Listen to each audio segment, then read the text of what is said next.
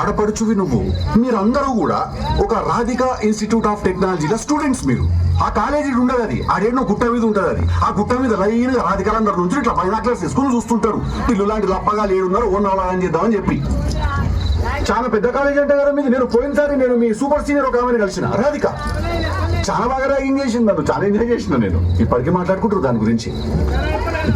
టిల్లుగాడు ఉన్నన్ని రోజులు రాధిక ఉంటది. ఒక లైలా మజ్ను, ఒక రోమియో జూలియట్, ఒక టిల్లు రాధిక. దాంట్లో ఇద్దరు చచ్చిపోతారు. ఈడ నేను ఒక్కడనే సంక నాకు చెప్పు రాధిక, ఏం కావాలి నీకు?